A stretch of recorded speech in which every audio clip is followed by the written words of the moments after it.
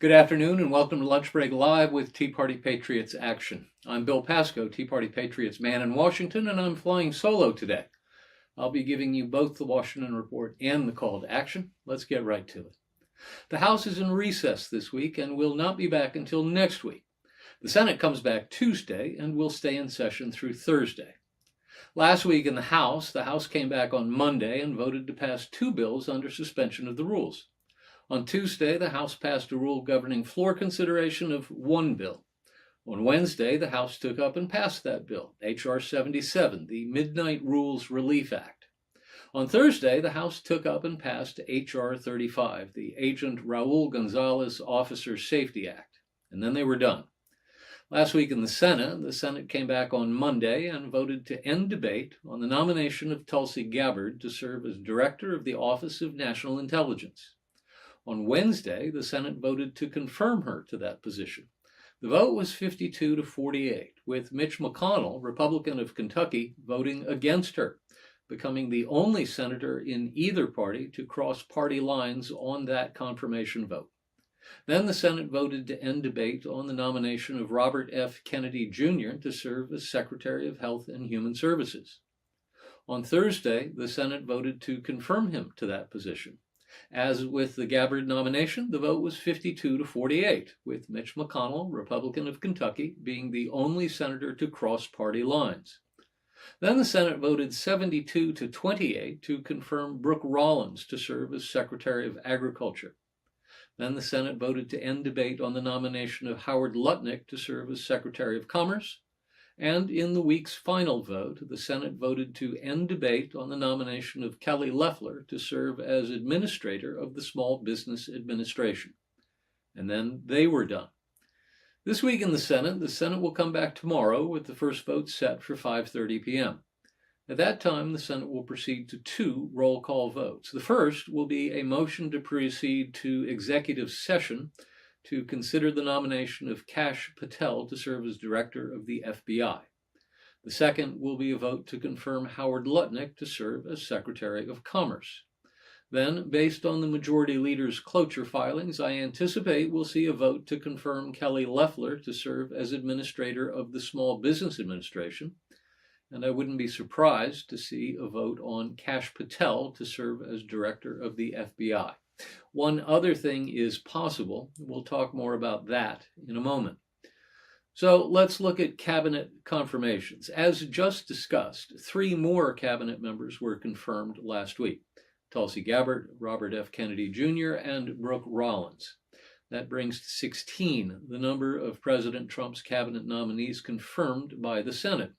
They include the Secretaries of State, Defense, Treasury, Homeland Security, Health and Human Services, Interior, Transportation, Energy, Veterans Affairs, Housing and Urban Development, and Agriculture, the Attorney General, the Directors of the Central Intelligence Agency, the Office of National Intelligence, and the Office of Management and Budget, and the Administrator of the Environmental Protection Agency.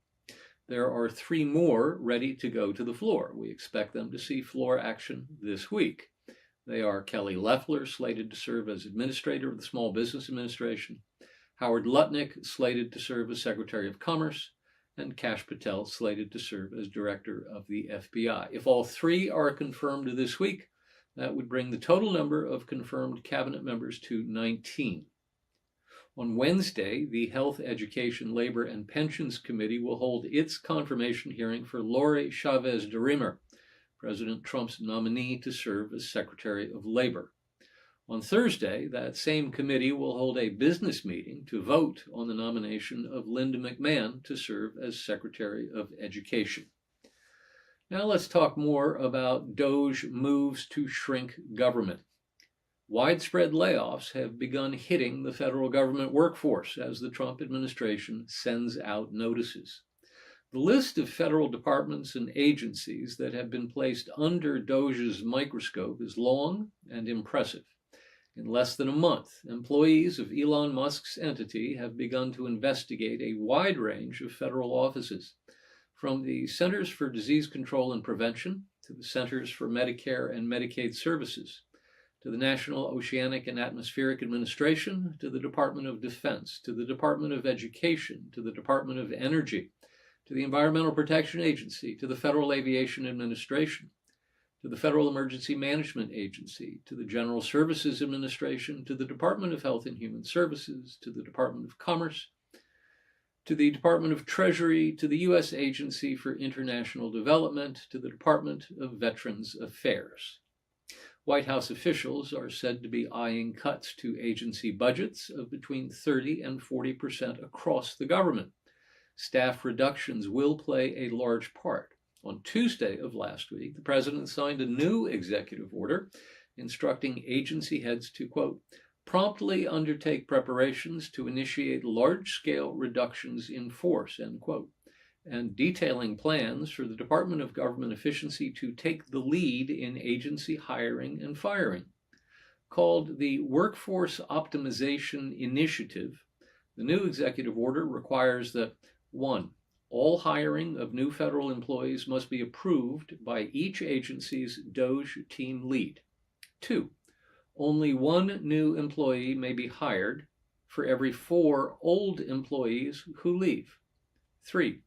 Each agency must prepare for, quote, large-scale reductions in force.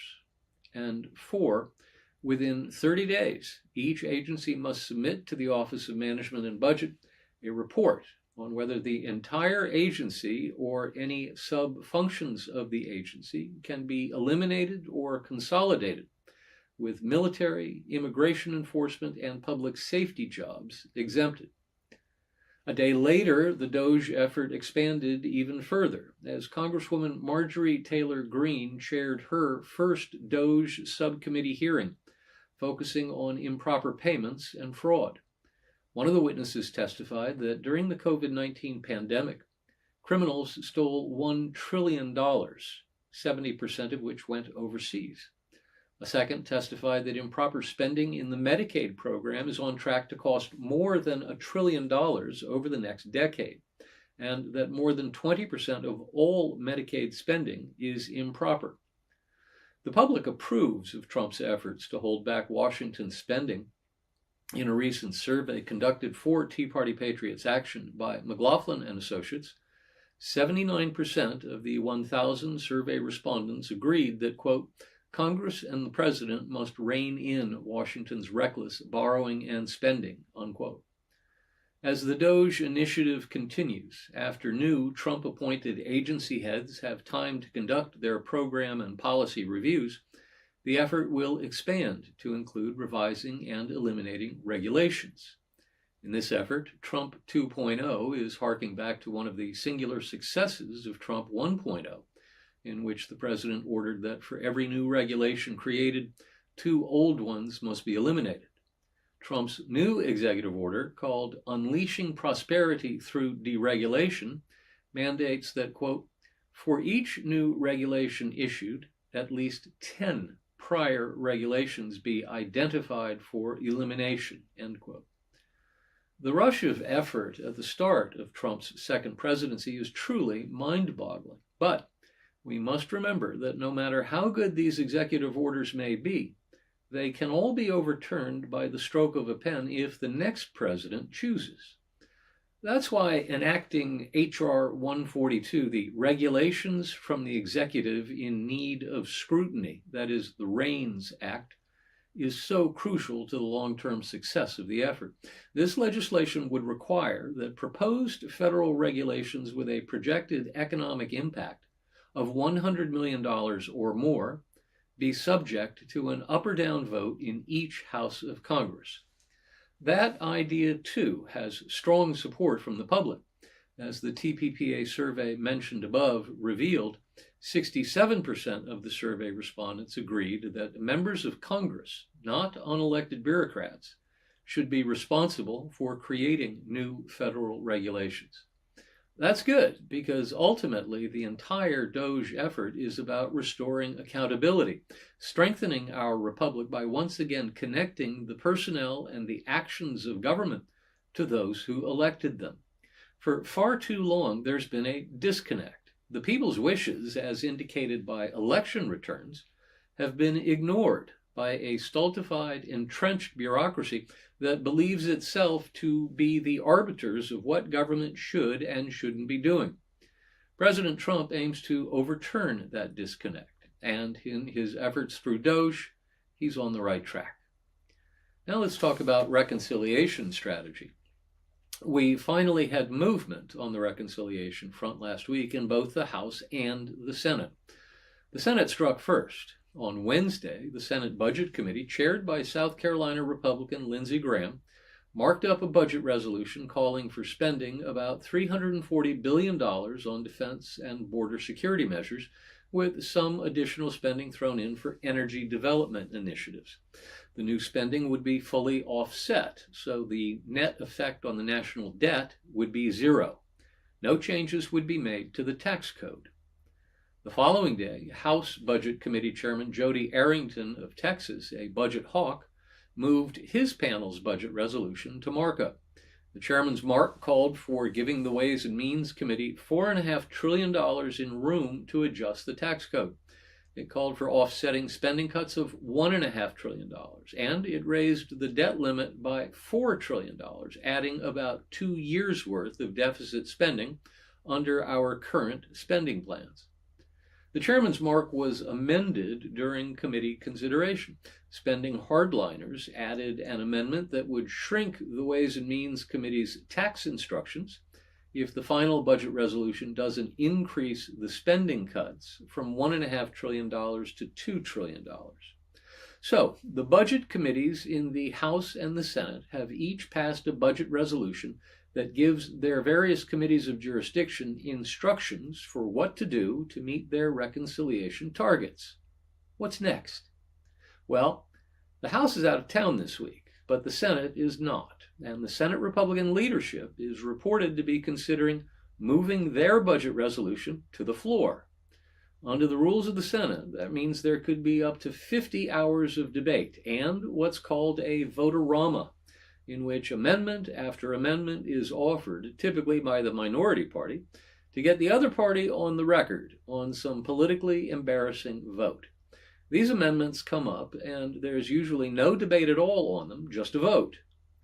The Democrats' play here is the same as the Democrat play has always been. The Republicans, they will say, want to cut spending for much-needed social safety net programs, to take food out of the mouths of starving poor children and life-saving prescription drugs out of the mouths of poor senior citizens, many of them members of the greatest generation who made great sacrifices for our country, so they can line the pockets of their greedy billionaire cronies who need ever larger tax cuts to pay for their ever larger mansions and their ever larger gas guzzlers. For shame!